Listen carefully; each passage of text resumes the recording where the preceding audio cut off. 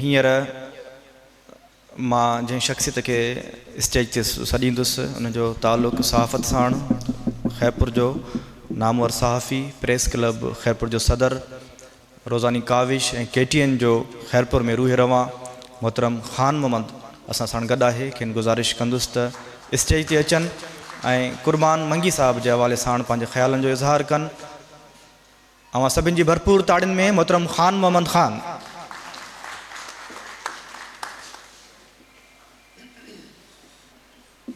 Stage ते वेठल मुंहिंजा समूरा उस्ताद क़ुर्बान खां अलावा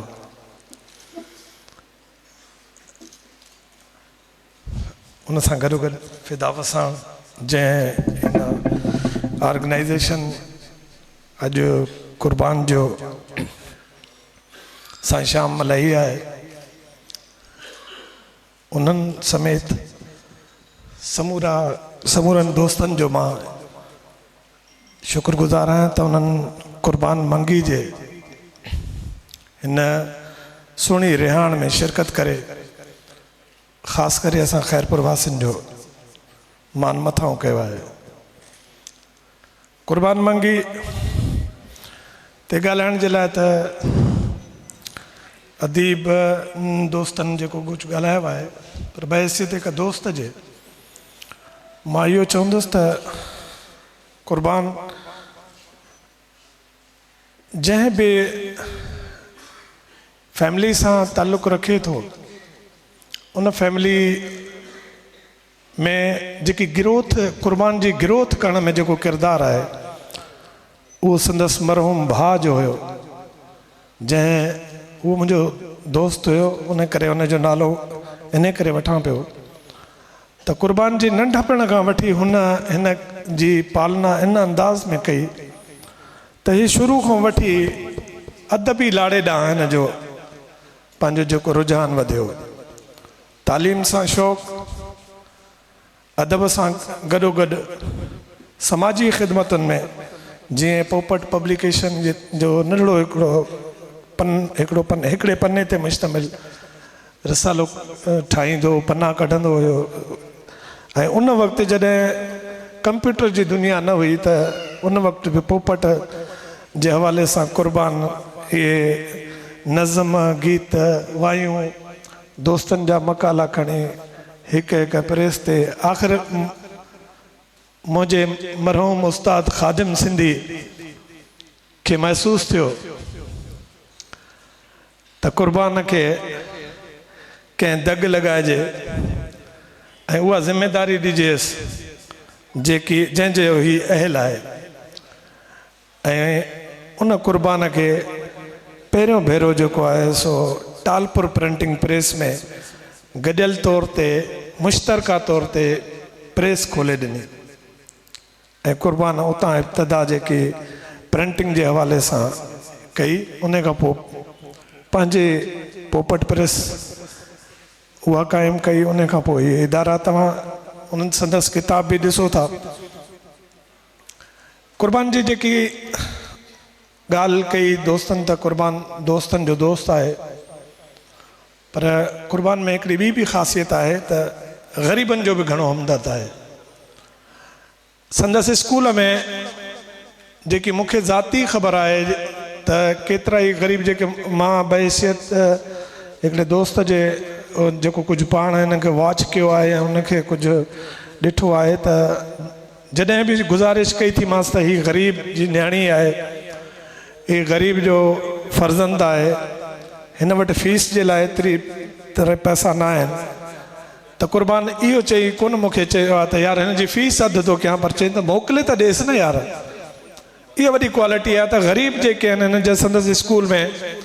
ऐं वरी मैडम जो बि संदसि किरदारु जेको आहे उहो बि साॻियो ई जेको आहे। जॾहिं कॾहिं कॾहिं त ईअं महसूसु थींदो आहे त उन्हनि जी एॾी प्यार मोहबत ऐं असां सां ख़ासि करे मां पंहिंजे लाइ चवंदुसि, छो जो मुंहिंजा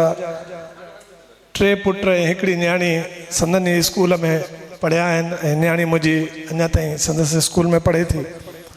त मुंहिंजो इन्हनि सां वाबस्ता रिश्तो जेको आहे उहो अञा ताईं आहे। त मैडम मूंखे कॾहिं कॾहिं इहो चवंदी आहे त आके उनको देखो भी तो सही ना आकर जिनकी आप सिफारिश करते हैं कि वो पढ़ते भी हैं या नहीं। उनका ख्याल भी तो रखा करो न। त मां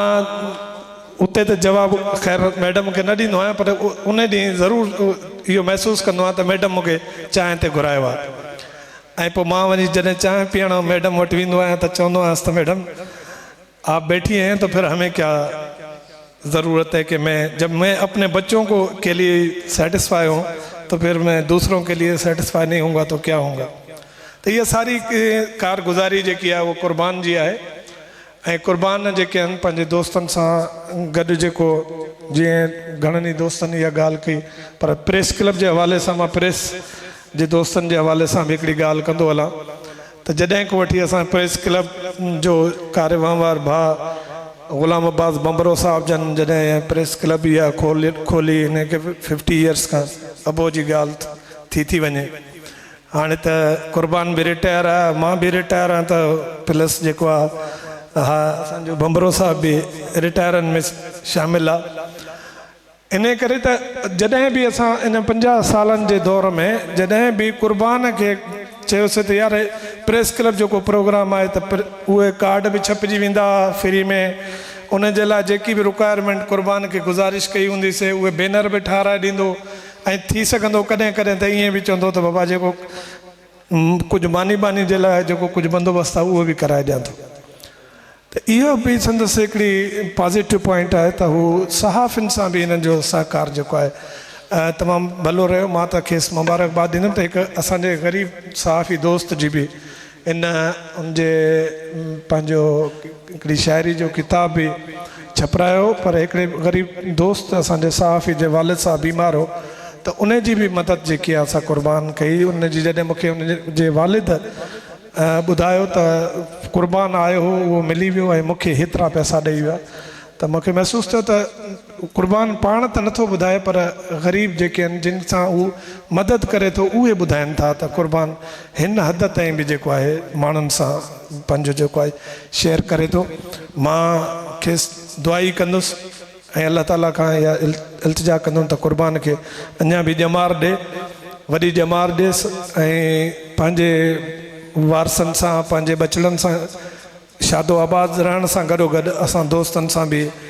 इन ई मोहबत ऐं जज़्बे सां गॾु पंहिंजूं मोहबतूं क़ाइमु रखे। ऐं गॾोगॾु खेसि अॼोकी शाम जे हवाले सां खेसि मुबारकबाद ॾींदुसि त ख़ैरपुर वासियुनि खे ऐं ख़ैरपुर जे उन ख़ानदान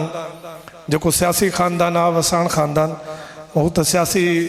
जेके नारेबाज़ी वारे सियासत में घणो मशगूल हूंदा आहिनि, पर उन में फ़िदा वसाण जो किरदारु जेको आहे उहो अॼु ज़ाहिर थियो आहे त हू अदीबनि सां बि प्यारु कनि था ऐं न वधीक